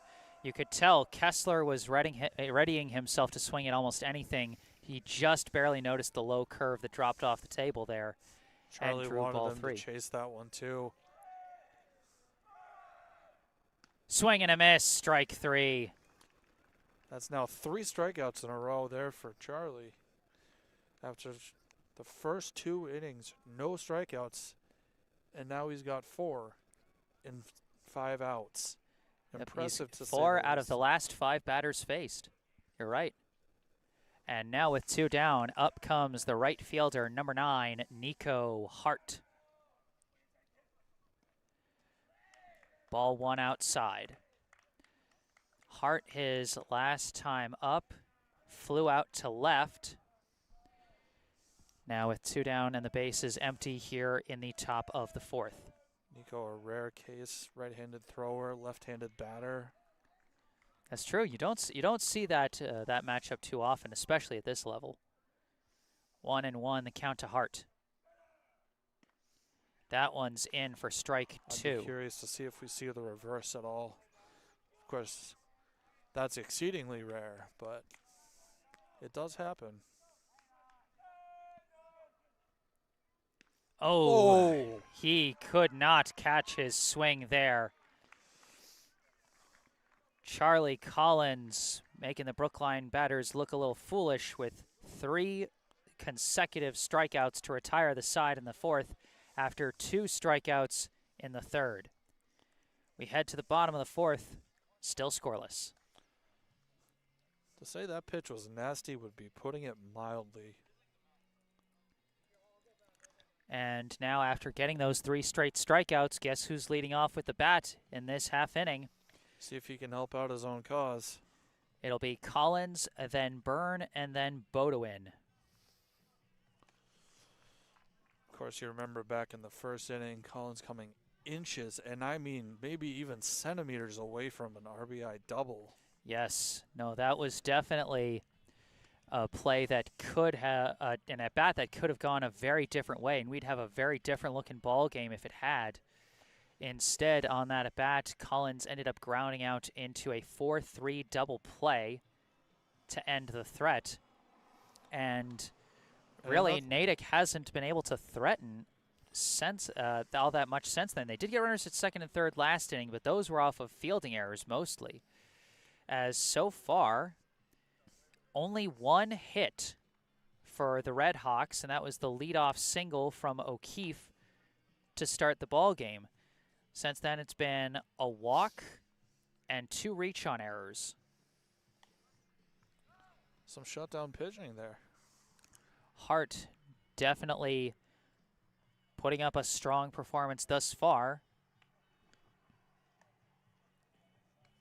But again, we talked about the tension that comes with a close game like this in baseball, and one of those tensions is a pitcher keeps pitching well, but in the back of your mind, you always know all it takes is one bad inning to take a great outing and make it a terrible outing. And not only that, you mentioned one bad inning. One bad at bat can even do it for you. Even one bad pitch, if you can really get inside a pitcher's mind. Leading off for Natick, the pitcher, number 33, Charlie Collins. First pitch misses outside, ball 1.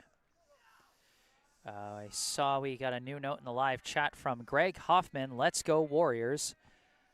I assume another big fan of Owen Hoffman, as this pitch from Hart goes in the dirt for ball 2.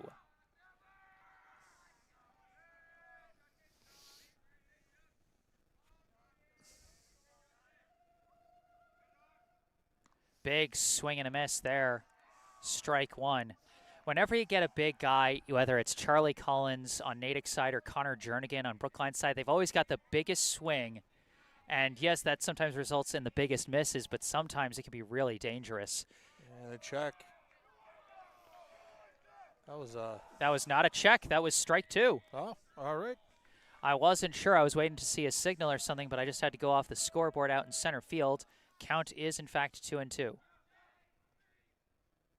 Swing and a miss. Hart puts him down swinging. Charlie, unfortunately, getting a taste of his own medicine there. A wicked fastball.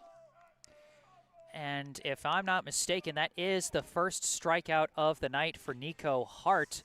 After Collins had no strikeouts through the first 2 innings, Hart's had no strikeouts through the first 3. But he gets his first one there. First pitch in the dirt for ball 1 at the plate, the center fielder, number 14, Jack Byrne. Looked like some split action on that pitch that just missed the zone.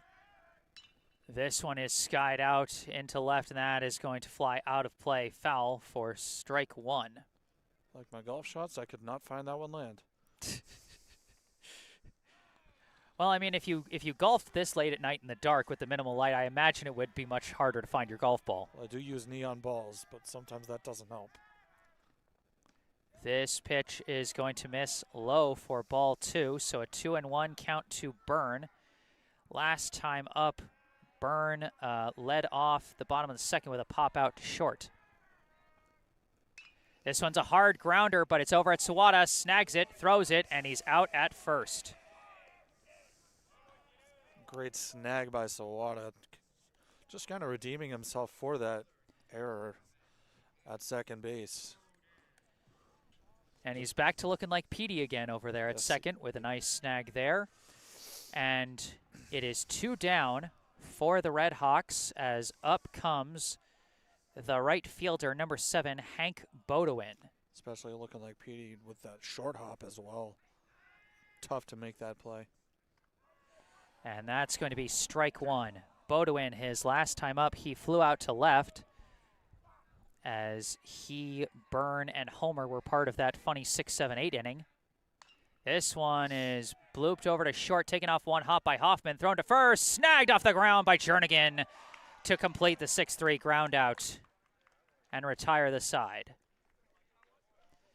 We are through 4 here at Mahan Field in Natick, Massachusetts, and we are scoreless.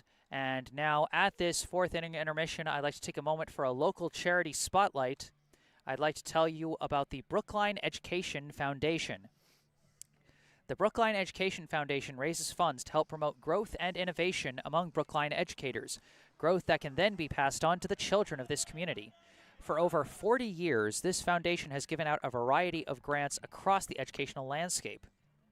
These include Idea Lab grants for teachers that want to present their students with new and exciting projects, and teacher grants for educators that want to further develop their own skills in the classroom. Many initiatives which have become staples in the public schools of Brookline started as BEF grants. They support literacy education training, new methods in STEM education, project-based learning, mentoring of new principals and superintendents, and collaborative work around diversity, equity, and inclusion, just to name a few. Visit brooklinefoundation.org or call 617-232-3846 to find out how you can help support our town's educators and, through them, our students. Once again, that's brooklinefoundation.org or call 617-232-3846. And remember, as always, the information, website, and phone number for our local charity spotlight can be found down in the description section of the video down below.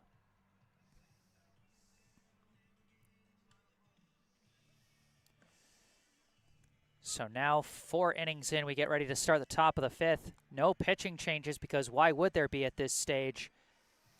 And due up for Brookline is going to be the bottom of the lineup, 7, 8, and 9 with Kravitz, Melton, and Gibbons. Well, you know what they say, Jesse. If it ain't broke, why fix it? And this game is far from broke. Yeah, it's just the scoreboard that's kind of going broke with all those zeros, huh? Too many goose eggs. And Leading, I'm not saying I don't like it. I like a good pitching duel. leading off for Brookline, the center fielder, number 3, Ryan Kravitz. First pitch is sliced foul to the backstop. Strike 1. Oh, that was a nice bounce off a tree behind the backstop. Huh. Bounced right back to the parking lot. Kravitz, his last time up, he drew a walk. And now Kravitz lifts one out to right center, and it's caught on the jump by Jack Byrne. That might have been Brookline's best hit ball so far today. But it was well tracked by Byrne out in center, and that will simply be marked as an 8 on the score sheet. And I think we see some action going in the Brookline bullpen. See number 17, Charlie Engelman, warming up with the backup catcher, Ben Doctoroff. You know, and that doesn't necessarily mean that Hart isn't going to be back for the 5th inning, but they want to have someone ready just in case, because a game takes a toll on a pitcher. Stepping up for Brookline, the catcher, number 14, Avery Melton. First pitch curves in for a strike. Can't imagine we'll see anything in Natick's bullpen. The way that Collins is pitching so far. But again, I didn't think I'd see anything for Brookline either. Low swing, hits a hard grounder, fielded it short by Jewett. Long throw to first, and O'Keefe was stretched a bit, but he did keep his toe on the bag, and that will be a simple 6-3 ground out. No problemo for O'Keefe at first base there. Bit of a high throw, but he says, I got you. And that's exactly what you want out of a first baseman, someone who can cover for you when your throw is not 100% your best. 2 down, bases empty. Up comes the left fielder, number 21, Colin Gibbons. This one fouled for strike 1. Gibbons, his last time up, he led off the 3rd inning with a ground out to first. Now up here with two down and nobody on.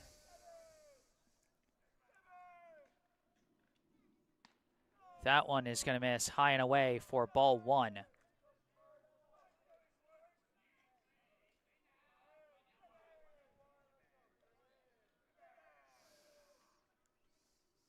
That one is in there for a strike.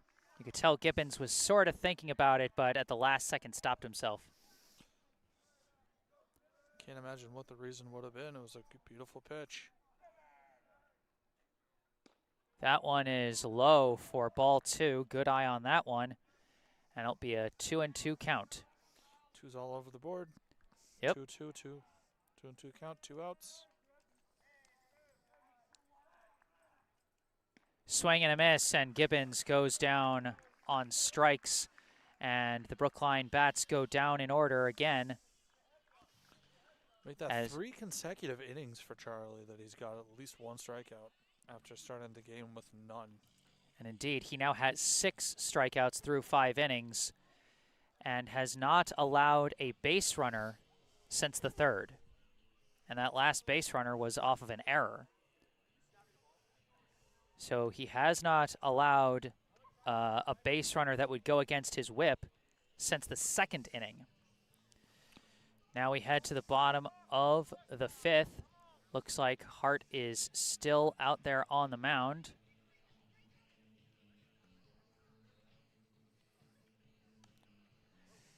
And we'll see how he does in his fifth inning of work. Due up in the bottom of the fifth for Natick will be the 7, 8, 9 hitters, Homer, George, and Jewett. And I mean, really, you can just look at where the teams are in their batting order, because both teams came into the fifth inning with their 7, 8, 9 hitters due up. It's been that even. It's pretty much been mirror image for both teams here. And it's not necessarily a bad thing either. You like to see them matching each other. Yep. I mean, that's what a pitcher's duel is all about. Watching two guys going at it, going, oh yeah, you stopped my guys, well I stopped your guys. You stopped my guys again, well I stopped your guys again. Back and forth. And sometimes it takes all night to fix it, but that's baseball. Well, as the guy running the electrical equipment with a finite amount of battery life, I'm certainly hoping we're not here all night. I'm not either. I want to get some sleep, but first pitch is going to miss low for ball one. Leading off for Natick here in the bottom of the fifth, the left fielder, number 21, Braden Homer. That one curves in nicely for strike one.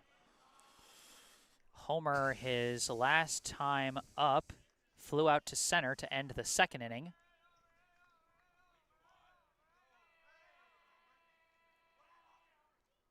Swing and a miss there, strike two.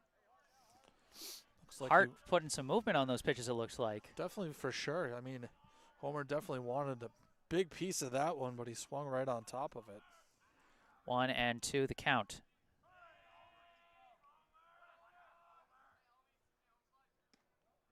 That one just misses. Might have been a bit inside for ball two. Got to think Nico is looking for that same zone, because that's where he got him to swing the pitch before, but a quick adjustment there by Homer. That one catches the inside corner, strike three. And speaking of speaking too soon, some tells me I think the Brookline fans would appreciate that instance of speaking too soon rather than what we had earlier. not saying a bad thing about speaking too soon. Now up with one out and the base is empty. And taking strike one is the third baseman, number 11, Drew George. George, his last time up, reached on an E5 to lead off the third inning. And he swings late and out of his reach. That'll be strike two. Hart's really starting to put some nice movement on his pitches and really fool some of these Natick hitters. If somebody was winning, I would say too little, too late, but it's perfect timing, too. And that one's perfectly timed as well for strike three. Back-to-back strikeouts for Nico Hart, who had 0 strikeouts through the first 3 innings and only 1 last inning. He's now got 2 to start off this one. Now coming up, the shortstop, number 9, Ryan Jewett. And good news, too, I don't see anybody up in the bullpen anymore.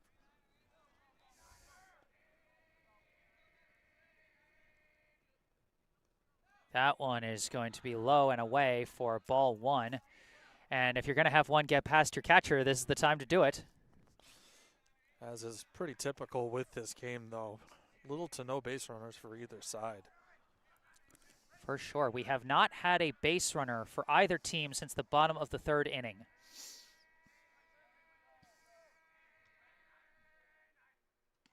That one in there for strike one. You know, some people call that boring baseball. I call that ideal baseball. Maybe that's just the strategist in me, the traditionalist, whatever you want to call it. I love to see it. Yeah. And I don't care what anybody has to say. Yeah, no, to me, it's like watching a really great thriller movie, you know, where it's like the bomb keeps ticking down and you're not sure when it's about to go off. And just like that, we have no idea when either side might go off offensively in this one. You've got the time on the bomb, but then the bomb keeps on getting covered up by a blanket. I like that analogy. Hard hit here. That's going to fly out to center. Swinging at the high pitch pays dividends for Jewett with a 2-out single. The first base runner since the bottom of the third inning for either team, and now we cycle back around to the top of the order with 2 outs and a runner on first. Up comes the first baseman, number 3, Jason O'Keefe. O'Keefe with the other hit of the day for Natick. See how this pays off for them. Runner taking off, and it's a hard grounder, and Sawada was covering the steal, so it's openly into right field. Racing down to third is Jewett, and this throw skips away. He's heading for home. Hart's trying to throw. He retreats back to third. But the runner does get up to second on that one. Indeed, O'Keefe does advance to second on the throw, score that a single, and advancing on the throw. That puts runners at first, not at first, at second and third with 2 down. After the hit and run works pretty much to perfection, because that ground ball might have potentially been in Sawada's range, but he was running to cover second for the steal, and O'Keefe went opposite field to make it for an easy single and an advance. As someone who did play high school baseball, I will say it is curious to see the second baseman covering with a right-handed batter at the plate. Now coming up, runners at second and third, the second baseman, number 2, Robert Farr. And that one is going to miss for ball 1. Farr, his last time up, he grounded out to third. Back in the third inning, now up in a big situation here. Big swing, launches it out to left. Gibbons is on his horse. He's not catching that one. That one's going all the way to the wall. 2 runs are going to come in. Farr is going to hold at second with a base-clearing double.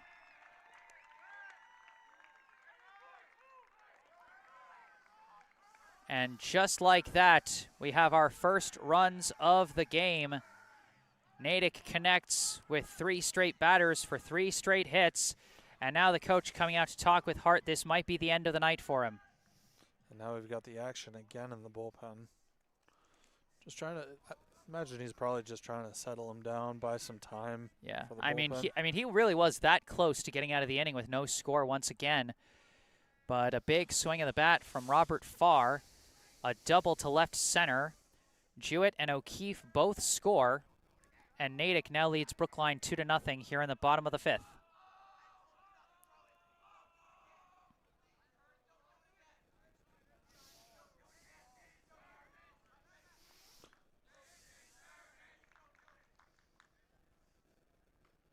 First pitch is fouled off for strike 1. At the plate is the catcher, number 35, Will Fosberg. Last time up, he hit a hard liner that could have gone for a base hit if it wasn't hit straight at Jernigan at first base. Same score as the last game, of course, 2-0 right now.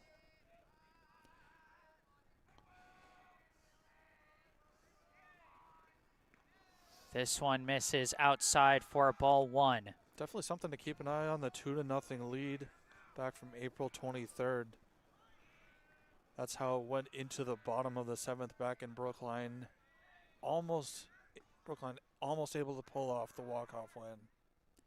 This one going to be fouled off for strike 2. And you're right, Xander, referring back to that game in April, Brookline did manage to put a bit of a rally together and load the bases in the bottom of the 7th, down 2, before, things went about as well as me trying to hold in that sneeze. And the game ended 2-0 back then. This is a hard grounder over to first. It bounces past Jernigan, fielded by Sawada, thrown to Hart at first, and the rare 4-1 ground out ends the inning. Great backup job by Keenan Sawada, again showing his prowess as an infielder to get Brookline out of that inning. But 2 runs are now on the board, and a team now has a lead, and the fabric of this game has changed entirely, Xander. I wouldn't necessarily go as far as saying they blew up the game, but the way this game has gone, it kind of does feel like they have blown this game open, considering how little offense there has been. But, of course, by general definition, it's not blowing up the game, but Technically speaking, it is not over until it is, in fact, over. Exactly. The real test here is to see how Charlie Collins responds after sitting on the bench for a little while and watching his team play. And of course, he was in the hole, or he was on. He was on deck. He was on deck. Yes. And so he'll be leading off the next inning. But of course, that's not the same as being out there pitching. So yeah, remains to be seen what happens here and what he does to respond. Well, he'll be facing the top of the Brookline lineup here in the top of the 6th. Sawada, Hoffman, and Brendel due up here. Brookline hoping to get their first runner on base.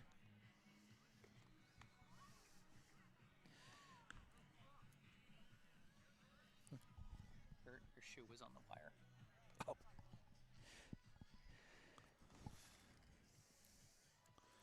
And you mean before the double? Grounded to third. No. After O'Keefe. 2-run double. Far hit the double? Yeah. There's the end of the warm-up throws.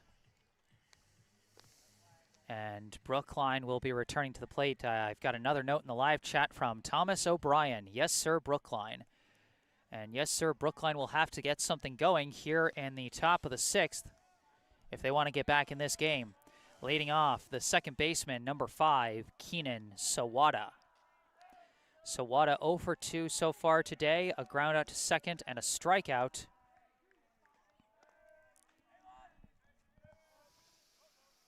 The team's leader in hits, walks, steals, and runs, hoping to get on base for the first time tonight.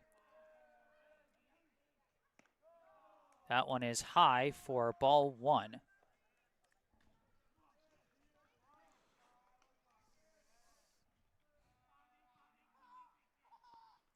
Hits a hard grounder right back at Collins. Props to Sawada for trying to leg that one out, but never really stood a chance on that one. And that will be a 1-3 ground out to start the inning. Now coming up, the shortstop, number 2, Owen Hoffman. Hoffman, his last time up, he was actually the last Brookline batter to reach base so far, as he reached on an E6 his last time up. He flew out to center before that back in the first inning, so he's 0 for 2 so far as he takes high ball 1.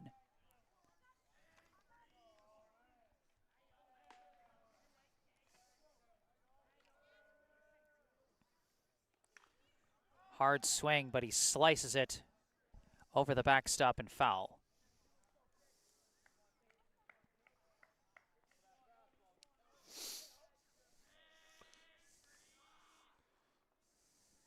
Collins taking a little bit longer to throw the ball here, but doesn't seem too perturbed by waiting to pitch. Swing and a miss there, strike 2. Hoffman behind 1 and 2 in the count, with 1 down and the base is empty.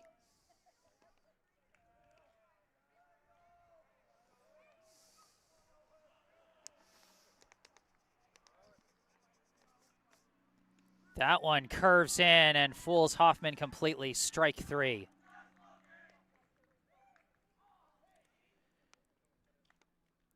Boy, when you're able to mix in the speed and the off speed and the curve the way Collins does, it's hard to get by a pitcher like that.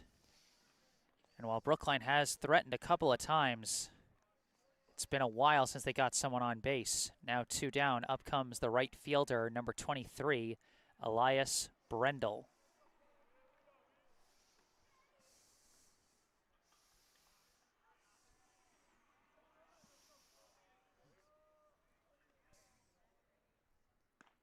First pitch, I think he signaled it missed high.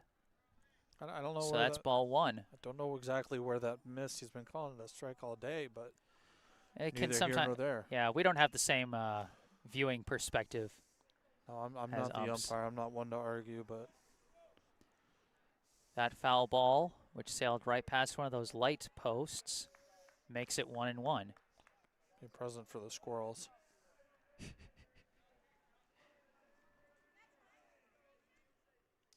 That one curves in for strike 2.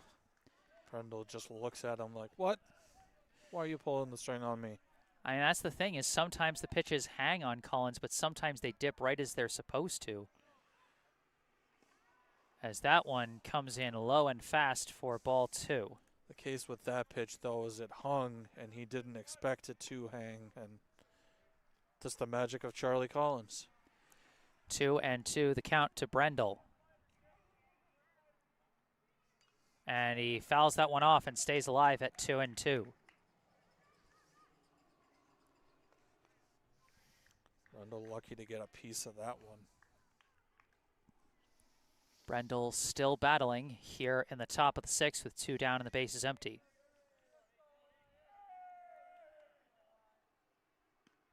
That one curves in and misses. It was ball 3. For a brief second, I thought it was strike 3. I couldn't tell with the ump's arm movements, and it looks like the catcher was going for the tag after dropping the ball. So anyway, full count. Couldn't tell if it was outside or it was a bit high or... That one's in the dirt, and Brendel is going to sprint down to first because technically after he reaches first, it is a live ball, but Fosberg recovers quickly enough to hold him to a simple walk. Now a runner at first and 2 down, and up comes the first baseman, number 12, Connor Jernigan. Only the 3rd walk of the day for Charlie Collins. It definitely shows how much he's been around the strike zone, whether it's just letting him hit the ball or striking guys out. That one is in there for strike 1. Jernigan, his last time up, he went down on strikes. Before that, drew a walk, but was picked off at second.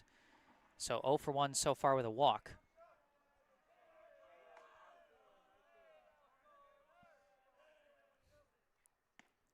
That one fools him as well, strike 2. Just painting those corners inside and out. And he's got Jernigan up against the wall at 0-2.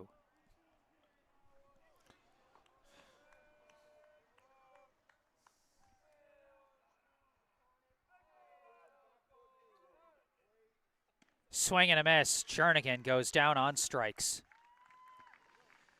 That ends the 6th inning. Brookline down to their final 3 outs. As we head to the bottom of the 6th, the score still Natick 2, Brookline 0.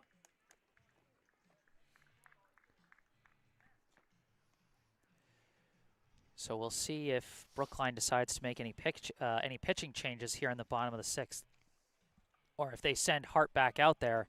And it looks like they're going to send Hart back out there. And, you know, props to Hart. He's pitched a very good game today.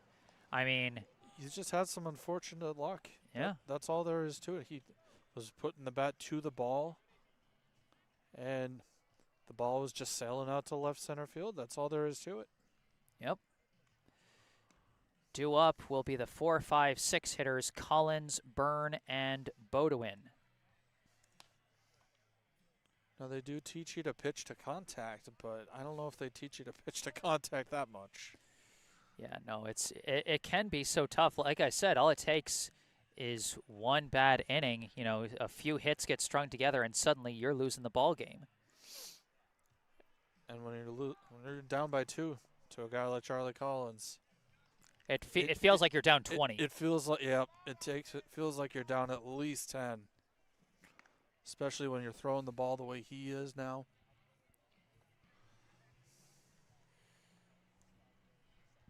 And speak of the devil, stepping into the box to lead off this inning will be the pitcher, number 33, Charlie Collins.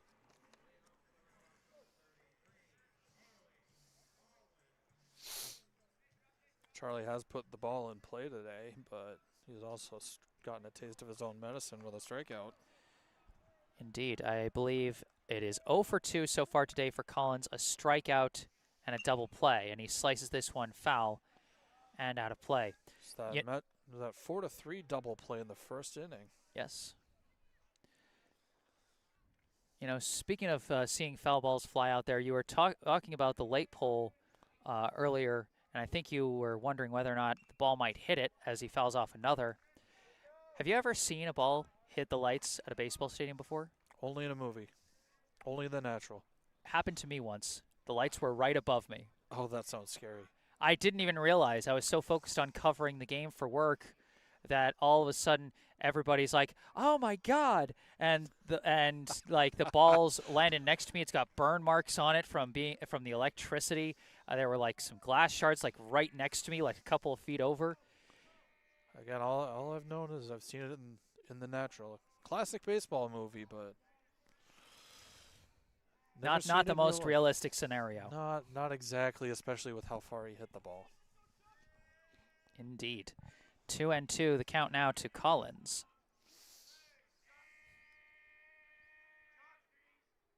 Oh, did he go around? They say yes. Collins down on strikes. 1 out now, and up comes the center fielder, number 14, Jack Byrne. You almost wonder here with Natick if they're just looking to get through this inning real quick, not have to worry about anything, and say, all right, Charlie, just go back out there, get 3 outs, and we'll get the win. But maybe they want to add some insurance so they don't have to worry about it. I was about to say, I can't imagine a baseball team ever taking their foot off the gas unless they were like winning by 15 and we're just waiting for the 5th inning to come. Even then, the 15-0, you're usually done at that point. You're digging not into until the bench. 5th. No, not until the 5th. You just have course. to. But again, you might speed up the process a little bit. 1-1, the count to Byrne. Especially if As he you're takes the high road ball team too. and you're up 15-0, then it's like, okay, Yeah, let's put these guys out of their misery. exactly.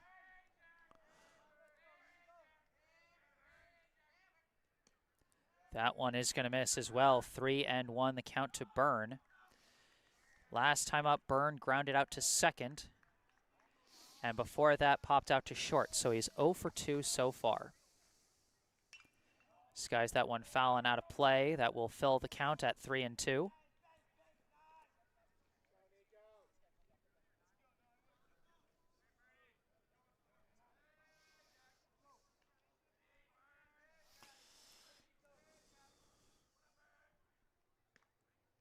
Just misses outside. That'll be ball 4. Nico's got to be a bit frustrated with that call. At least from this vantage point, it looks like he could be, but we're down the first baseline. We're not behind the plate. Exactly. Coming up for Natick, the right fielder, number 7, Hank Bodewin.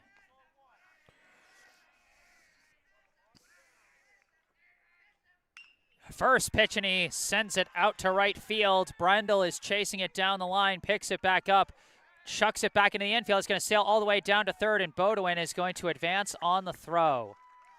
Great job to chase that ball up down the line, but I have to question their decision to throw it to third and not just get the ball in. And now they have runners on second and third with only 1 away.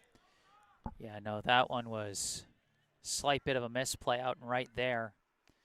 But again, ultimately a well-hit ball by Hank Bodewin. And now second and third, 1 out. Coach back out to talk with Hart. We've seen some action in the bullpen at a couple of different junctures. And this is going to be the night for Nico Hart.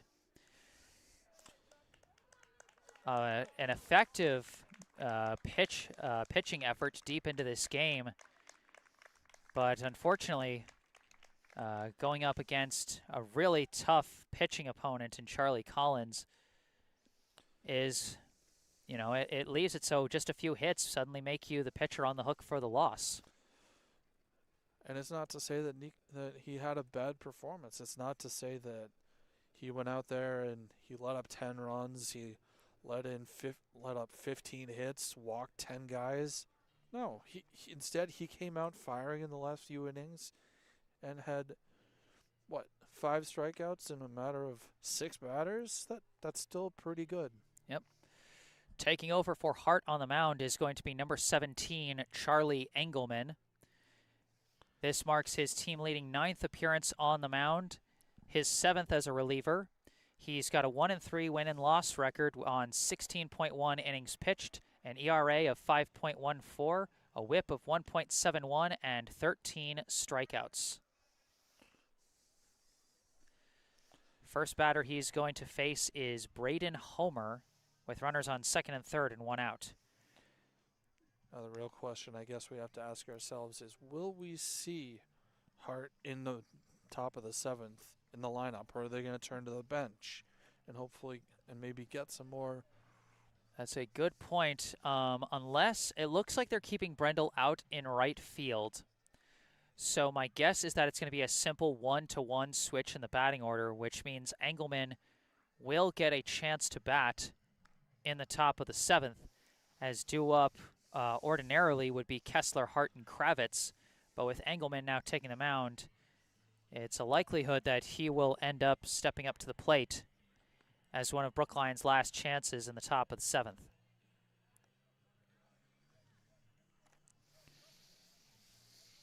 Yep.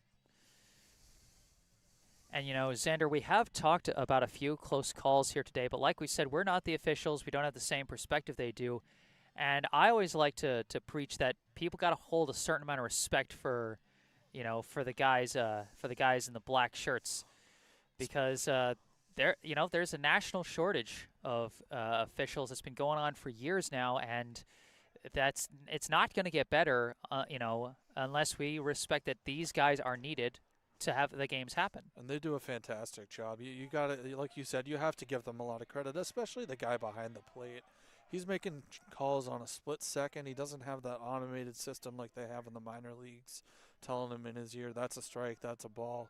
He's doing it because he thinks it's the right call. The guy on the bases, maybe you cut him a little bit more slack, too. Hard grounder off the first pitch right at Sawada. He's going to go home. Throw to home. Tag in time.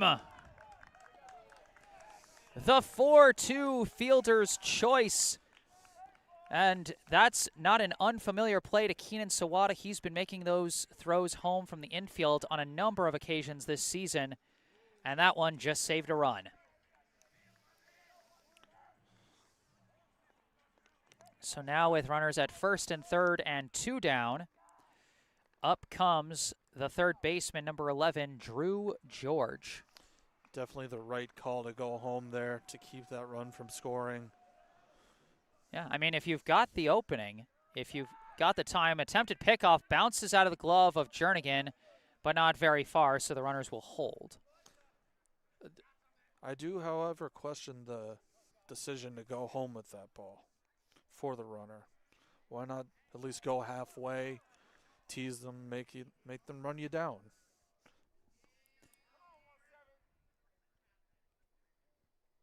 This pitch misses well outside, ball 1. That one almost got away from Melton, but he tracked it well. He's got a very important job right now with a runner at third. Anything gets past him, and that's another run scored. And, of course, that runner at third is the responsibility of Nico Hart.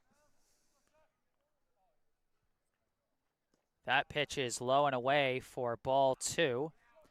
George signals for the runner to go back to third. That is Bodewin standing at third with Homer at first. 2 down and a 2-0 count to Drew George, while Natick leads 2-0.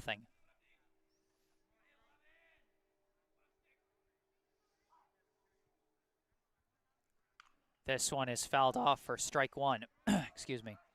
And you can see a lot of times what pitchers will do when they've got a guy on base who's thinking about moving, they will just take that extra second longer before they start their windup, just to throw off the timing of the jump for the attempted steal. At least a second every once in a while, maybe 2 seconds here and there, or maybe even move a little bit faster, just to mess with their heads. Attempted pickoff this time. Homer dives back safely.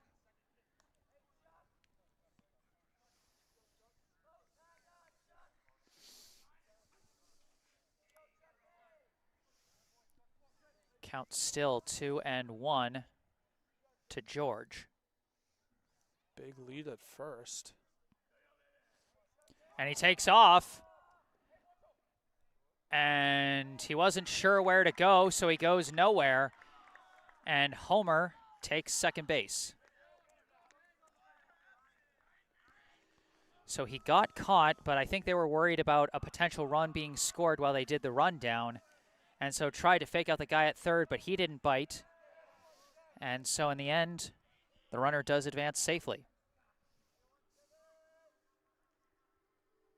Hard crack of the bat over to short, fielded by Hoffman, thrown to first, and they're out of the jam with no score. That's some very impressive pitching there. Fantastic relief effort from Engelman to close out the bottom of the 6th with some help from some good play from the middle infielders. As we head to the 7th and final inning of this one, the score remains Natick 2, Brookline 0. Last chances for Brookline will belong to Kessler, Engelman, and Kravitz.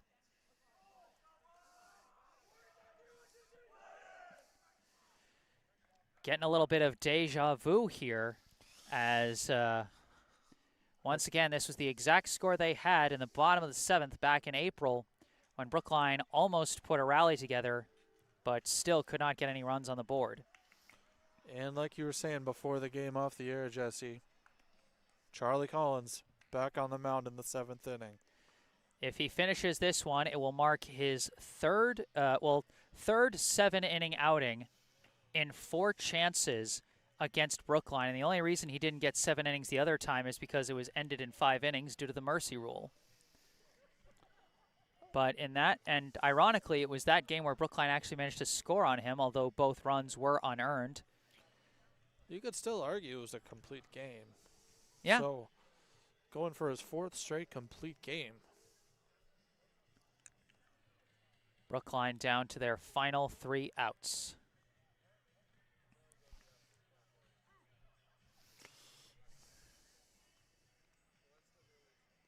Brookline was able to threaten earlier in the game, and the top of the 2nd really was their best inning. They managed to get 3 base runners, but 1 was picked off and 2 were left stranded. Since then, they've only had 2 base runners total through the past 4 innings, 1 on an E6 and 1 on a walk. So Kessler looking to get a 2nd hit here.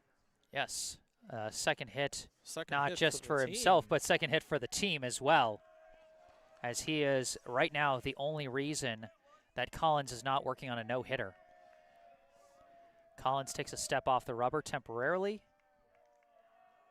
and steps off again, as it seems like there might be a bit of a disagreement between him and his catcher as Fosberg comes out to talk to him. Bit of an ominous way to start the 7th. Stepping off twice.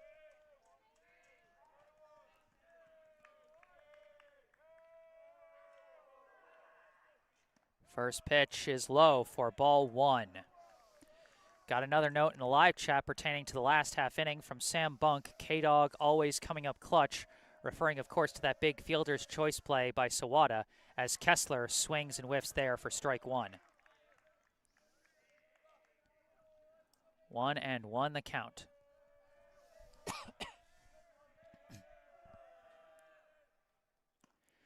That one, I think, caught the zone either way, and Kessler was just too hesitant. Strike 2.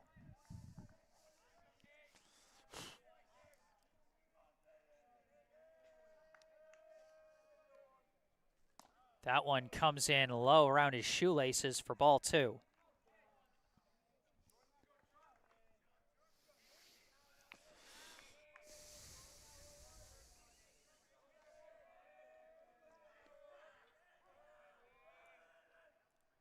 That one skips in the dirt, and it's a full count.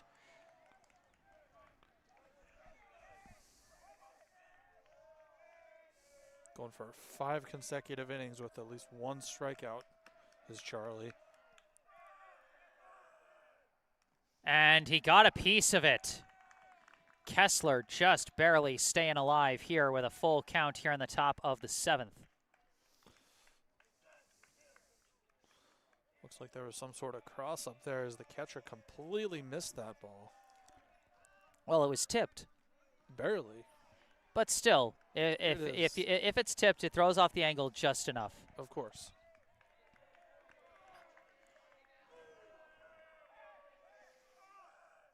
This one comes in high. Kessler draws a leadoff walk. And you know what? That's what they got to do. They cannot give Collins any easy outs here. They've got to battle for everything they can get here in the top of the 7th. And this is that passiveness that I was talking about earlier in the game. They have to be patient with Collins, wait for their pitch, and take advantage of it when they get it. Now up to the plate, the pitcher, number 17, Charlie Engelman. It's Charlie against Charlie, Collins against Engelman here in the 7th. Engelman, so far this season, 6 for 26, 2 doubles, 2 walks, 2 hit by pitch, and 4 RBI.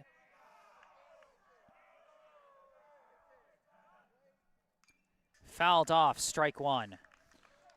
Can't get picked off here either. Got to keep a very, very close eye on both Collins and Fosberg. Make sure nobody's keeping too close of an eye on you.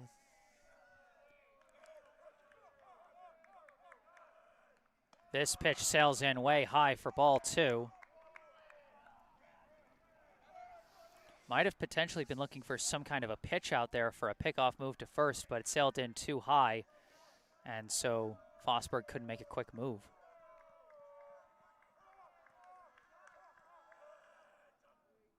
That one is high and in as well. Ball 3. A 3-1 count to Charlie Engelman.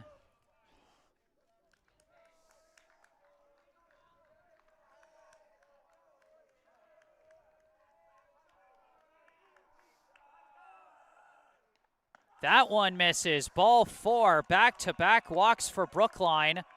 The tying run now at first. And with 2 runners on and nobody out, the infielders all coming in to talk to their ace pitcher, Collins, as he will soon be facing the Brookline center fielder, number 3, Ryan Kravitz. You mentioned deja vu. Yeah. Talk about deja vu. Melton's coming up in a few batters, and he was the one who almost blew that game open in the bottom of the 7th, if I'm not mistaken. I think you might be right on that one, Xander. Kravitz steps into the box. Engelman at first. Kessler at second. Infield looking at the bunt possibility. Corners on the infield grass. He is showing bunt, and he pulls back. Pickoff move to second is not going to get there in time, and the tag was dropped.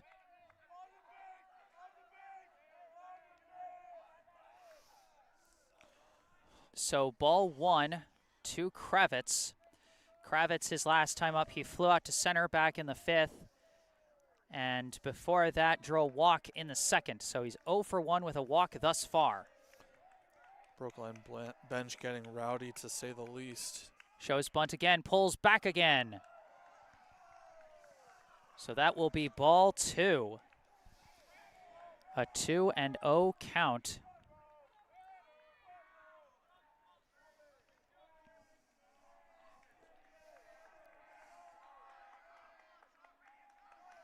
Shows bunt again, lays it down.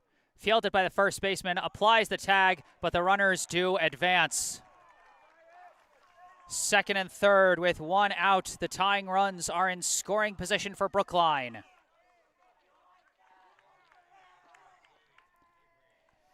Now up comes the catcher, number 14, Avery Melton. With a big chance here, the deja vu just keeps coming down the pipe. The only way it would really be true is if there were 2 outs here, but there's only 1. Just 1 out. They call a brief time. The question here then becomes, do you call for the suicide squeeze? Pitch is sliced. And actually the last batter coming up in the bottom of the 7th against Natick last time was Kessler, who currently stands at 3rd. All right. I stand corrected. Melton hits a hard grounder over to short, fielded by the shortstop, thrown to first. It pulled him off the bag, but he does apply the tag. 1 run does come in. Tying run at 3rd. Brookline on the board off the RBI ground out from Melton. And it is a 1-run ball game with 2 down and a runner at 3rd. Now, we've got a pinch hitter, looks like. I believe that is number 20, Harrison Siegel, who is going to be pinch hitting for Colin Gibbons. Siegel, the team leader in RBI with 6. He's 6 for 34 so far with 2 walks, a team leading 6 hit by pitches, 5 steals, 6 runs, and 6 RBI. Does he have a big one here? Big swing and a miss for strike 1. Big moment for Siegel here. And also big moment for Collins as well. Big moment for both guys. The 0-1. Skips in the dirt, but is well blocked by Fosberg. That was almost a tie game right there. Fosberg playing a huge role right now with the tying run just 90 feet away. Engelman stands at second, following the RBI ground out from Melton. Can Siegel tie it up? Inside, ball 2. Nerves have to be very high right now.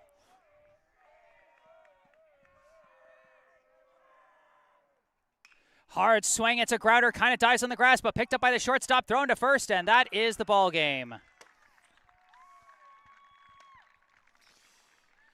The final score here at Mahan Field, the Natick High Red Hawks 2, the Brookline High Warriors 1. Another close but no cigar outing for Brookline as they tried to play for the big upset win, but Natick manages to hold on off the back of who else but their ace pitcher, Charlie Collins, who once again finishes a complete game, but not a shutout this time, as Brookline does tack a run on the board there at the end. Indeed, not a shutout, but as you said, close but no cigar, but as they say, close is only good in horseshoes and hand grenades. And as we see, it's 2-1. Natick stays true to form, solid defense, solid offense, and great approach at the plate tonight. All right, let's recap how this action went over this past game. Top of the first, Brookline went down in order. Bottom of the first, Natick got 2 runners on with a single and a walk, but a 4-3 double play ended the threat with no score. Top of the second, Brookline got 2 runners on off a walk and a single, but the lead runner was picked off at second. Another walk put 2 runners on again, but they could not advance them. Bottom of the second, Natick went down in order. Top of the third, Brookline got a runner on first off an E6, but could go no further. Bottom of the third, Natick got 2 runners on off a pair of fielding errors and managed to get them to second and third off a ground out, but could not bring them in. Top of the fourth, Brookline went down in order, all on strikes. Bottom of the fourth, Natick went down in order. Top of the fifth, Brookline went down in order. And then it was in the bottom of the fifth where the score broke open with a 2-out rally by Natick, a single by Ryan Jewett, a single by Jason O'Keefe, his second of the day, and then a 2-run double by Robert Farr represented all the runs Natick would score tonight, as it was a 2-run double there. In the top of the sixth, Brookline got a 2-out walk but couldn't advance the runner. Bottom of the sixth, Natick threatened again off a walk and a hit-and-run single that worked out so perfectly. They got runners at second and third, but then a fielder's choice throw for home and a 6-3 groundout ended the jam with no score for Natick. But in the top of the seventh, while Brookline did get a run back, they could only get one. A leadoff walk by Nate Kessler, another walk by Charlie Engelman, the sac bunt from Ryan Kravitz, and the RBI groundout to short by Avery Melton made it 2-1. But they left the tying run stranded at third. That is going to do it. Xander, thank you so much for joining me today. It's been awesome having you here, and hopefully we'll be able to work together again soon. Thank you for having me, Jesse, and thank you all for having me inside your living rooms, inside your TVs, wherever you had me. I'll be back for sure. For now, so long from Natick for me. All right. Thank you, Xander. And soon that's going to be it for me. Just a quick reminder, if you enjoyed this live stream, be sure to hit the like button. Subscribe to the channel to stay up to date on all my upcoming live streams. We've got 2 more baseball games this week, so be sure to stay tuned for those. Subscribe to the channel can help with that. If you got anything you'd like to say, I encourage you to say it in the comment section down below. Once the stream has concluded. Thank you all for bringing the good vibes in the live chat throughout the night. And also go down below to the description section of the video where you can find the website and phone number for our local charity spotlight, the Brookline Education Foundation. And, of course, check out the bottom right corner of your screen. You'll see my personal website, jessesports.com, where you can find out more about me, the freelance sports broadcasting services I provide to various teams, and how you can commission those services for your favorite team. And you can also see my email if you want to contact me directly with any questions or requests you may have, as well as my Instagram. You can follow me on Instagram, where sometimes I post highlights from previous live streams. But for this live stream, that is going to do it. Natick 2, Brookline 1. I am Jesse Mayfield-Sheehan from Mahan Field. Thank you all for watching, and have a good night.